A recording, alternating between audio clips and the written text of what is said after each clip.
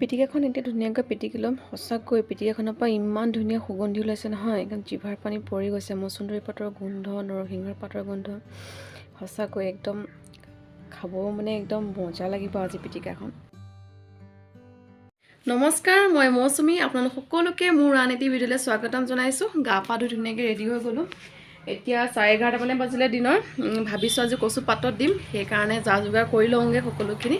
মইনো কেনেকৈ কচুনো পাতত দিওঁ আপোনালোকে ভিডিঅ'টো শেষলৈকে চাই যাব। আৰু যদি মোৰ ভিডিঅ' চাই ভাল পায় তেতিয়াহ'লে ভিডিঅ'টো লাইক কৰিব, ভিডিঅ'টো শ্বেয়াৰ কৰিব আৰু চেনেলটো ছাবস্ক্ৰাইব কৰি দিব। আহকচোন তেতিয়াহ'লে আজি ভিডিঅ'টো আৰম্ভ কৰোঁ। এয়া কচু কোমলীয়া থুৰটো ছিঙি ল'ম, তেতিয়া খাবলৈ ভাল হয় আৰু নখজুৱাই। আহকচোন ছিঙি ল'ম কচু থুৰখিনি তেতিয়াহ'লে। মই এতিয়া বগা কচু ক'লা কচু দুয়োটা মিক্স কৰি ছিঙি লৈছোঁ। অতীজৰ পৰা চলি অহা এই পাতত দিয়া কচুৰ চাটনিখন পিছে মই মাৰ পৰা শিকিলোঁ। খাবলৈ বিৰাটেই সোৱাদযুক্ত হয় আৰু হেল্ডি হয়। শৰীৰৰ বাবে একেবাৰে অপকাৰী নহয়, কাৰণ ইয়াত মছলা একেবাৰে প্ৰয়োগ কৰা নহয়। এনেকৈ গোটেইখিনি ছিঙি লৈছোঁ। কচু থুৰখিনি ছিঙি লৈছোঁ। এতিয়া মচুন্দৰী পাত, নৰসিংহ পাত ছিঙি ল'মগৈ। এতিয়া নৰসিংহ কোমলীয়া পাত কেইটামান ছিঙি ল'ম। নৰসিংহৰ স্মেলটো বহুত ভাল লাগে, কিন্তু মোৰ কোমলীয়া পাত ছিঙিব। বুঢ়া পাত হ'লে খাবলৈ অলপ তিতা নিচিনা হয়। বেছি নিদিওঁ, অকণমান গোন্ধটোৰ কাৰণে। এয়া নৰসিংহ পাত ছিঙি লৈছোঁ। এতিয়া মচুন্দৰী পাত ছিঙি ল'ম। গৰমৰ কাৰণে এইবিলাক খাবলৈ বেছিয়ে ভাল আৰু পেট ঠাণ্ডা কৰে। মচুন্দৰী পাত, কচু থুৰ এইবোৰ বহুত উপকাৰী বস্তু হয় আমাৰ শৰীৰৰ কাৰণে। এতিয়া ঘৰৰে মচুন্দৰী পাত কেইটামান ছিঙি ল'ম। আহক, ধুনীয়াকৈ পিয়ালিতে লাগি আছে মচুন্দৰী পাত। এতিয়া মই 2 খিলামান এনেকৈ মচুন্দৰী পাত ছিঙি ল'ম।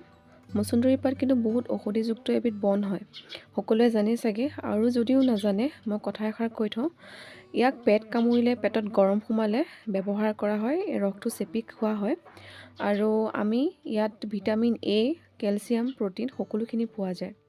এইখিনি ছিঙাও হৈ গৈছে। এতিয়া মই ধুই ল'মগৈ ভালকৈ।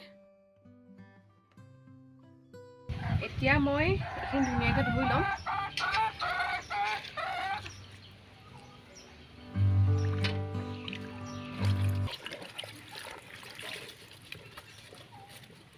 এনেকৈ কচুৰ থুৰৰ মাজত এনেকৈ পাতখিলা মেলি চাব। কিছুমান কচুত এনেকৈ পোক চোক থাকিব পাৰে। এনেকৈ ভালকৈ চাই পেলাই ভালকৈ ধুই ল'ব।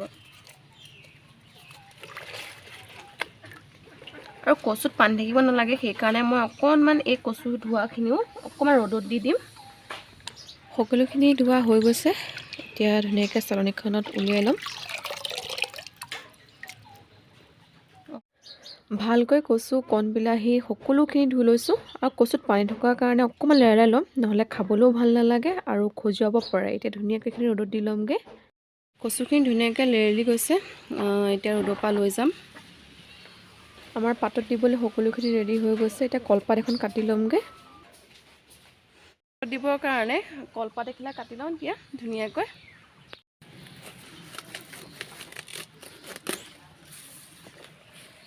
পাত এখিলা ধুনীয়াকৈ কাটি লৈছোঁ এইখন। আৰু এই পাতখিলা মচমচীয়া হৈ থকাৰ কাৰণে ফাটি যায়, সেইটো কাৰণে ৰ'দত অকণমান লেৰেলাই ল'ম, তেতিয়া পাতত দিবলৈ ভাল হয়। পাতখিলা ৰ'দত দি দিছোঁ। এতিয়া অকণমান লেৰেলিব দিম। এতিয়া মই কলপাতখনত কটাৰী এখনে এনেকৈ কচুখিনি কাটি লৈছোঁ, তেতিয়া পাতখিলাত মেৰিয়াবলৈ ভাল হয়। এতিয়া মই কচুখিনিত নৰসিংহৰ পাত দি দিছোঁ আৰু নৰসিংহ পাতৰ ঠাৰিডালৰ পৰা মই এনেকৈ চুচি লৈছোঁ। পাতৰ ঠাৰিডাল থাকিলে খাই ভাল নালাগে। আৰু ইয়াতে মই কেঁচা জলকীয়া আৰু কেইফুটামান নহৰু দি দিছোঁ। জলকীয়াটো আপোনালোকে সোৱাদ অনুসৰি ল'ব। আৰু মই ইয়াত মচুন্দৰী পাত ব্যৱহাৰ কৰিছোঁ আৰু ইয়াত কণ বিলাহী লৈছোঁ। এতিয়া ধুনীয়াকৈ এইখিনি মেৰিয়াই ল'ম। অকণমান মই নিমখ ব্যৱহাৰ কৰিম। অকণমান নিমখ দিছোঁ। যদি নিমখ কমে আপোনালোকে পাছত আপোনালোকৰ সোৱাদ অনুসৰি নিমখটো ব্যৱহাৰ কৰি ল'ব। এইখিনি ধুনীয়াকৈ আমি এতিয়া পাতখিলাত মেৰিয়াই ল'ম। মেৰিয়াবলৈ লৈছিলোঁ, পিছে নোৱাৰিলোঁ, সেইকাৰণে মোক এইকণমান মায়ে সহায় কৰি দিলে। মাহঁতে ইমান ধুনীয়াকৈ চাওকচোন পাতখন মেৰিয়াই দিছে। এনেকৈ পাতখন ভালকৈ মেৰিয়াই ভালকৈ বান্ধি ল'ব মায়ে বন্ধাৰ দৰে।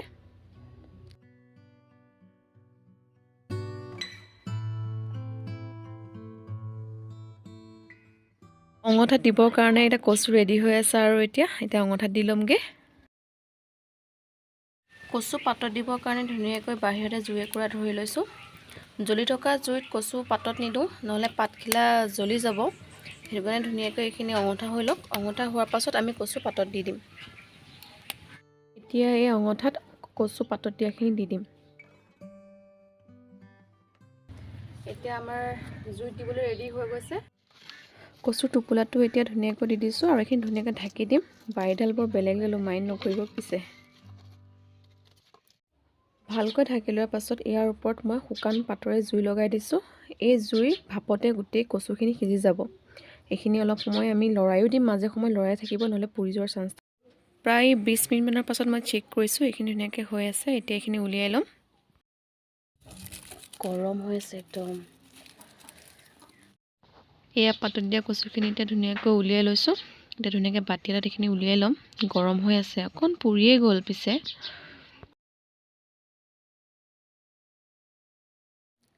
এয়া বাতিটোত মই উলিয়াই লোৱা এইখিনিত মই অকণমান কেঁচা মিঠাতেল দি দিম। আৰু মই অথনি নিমখ ব্যৱহাৰ কৰিছিলোঁ, সেইকাৰণে এতিয়া মই নিমখ নিদিওঁ। আপোনালোকে নিমখটো সোৱাদ অনুসৰি ল'ব। আৰু মই ইয়াত অকণমান নেমু চেপি দিছোঁ। মই টেঙা খাই বেছি ভাল পাওঁ। এইটো আপোনালোকৰ একেবাৰে অপশ্যনেল হয়। যদি আপোনালোকে টেঙা ভাল পায় তেতিয়া অকণমান বেছিকৈ দি ল'ব। আৰু এইখিনি ধুনীয়াকৈ পিটিকি ল'ম এতিয়া। সঁচাকৈ পিটিকোতে যে ইমান এটা ধুনীয়া গোন্ধ ওলাইছে নহয়, নৰসিংহৰ মচুন্দৰী পাতৰ গোন্ধ, একদম গোন্ধটোতে খাওঁ খাওঁ লাগি গৈছে একদম। জিভাৰ পানী পৰি গৈছে। আজি এই চাটনিখন খাবলৈ সঁচাকৈ টেষ্টি হ'ব যেন লাগিছে। খাই চাবচোন আপোনালোকেও এনেকৈ। এয়া আজি কচু পাতত দিয়াৰ চাটনি ৰেডি হৈ গ'ল। মই ধুনীয়াকৈ অকণমান ডেক'ৰেশ্যন কৰি দিছোঁ। যদি আপোনালোকে এনেকৈ পাতত দি খোৱা নাই, খাই চাব। একদম জুইত বনোৱা এটা স্মকি ফ্লেভাৰ এটা আহি যায় আৰু খাবলৈও বহুতেই টেষ্টি হয়। খাই চাবচোন এনেকৈ। এয়া আজি আমাৰ চাটনি ৰেডি হৈ গ'ল। খাই চাওঁ কেনেকুৱা হৈছে। সঁচাকৈ বিৰাটেই ধুনীয়া হৈছে। আপোনালোকেও এনেদৰে বনাই খাই চাবচোন। জুইত বনোৱা এটা স্মকি ফ্লেভাৰ, বহুত ধুনীয়া গোন্ধাই আছে। আৰু যদি ভিডিঅ'টো মোৰ চাই ভাল পালে, ভিডিঅ'টো লাইক কৰিব আৰু ভিডিঅ'টো শ্বেয়াৰ কৰিব আৰু চেনেলটো ছাবস্ক্ৰাইব কৰি দিব। আজি ভিডিঅ'টো ইমানখিনিতে সমাপ্ত কৰিছোঁ। ধন্যবাদ।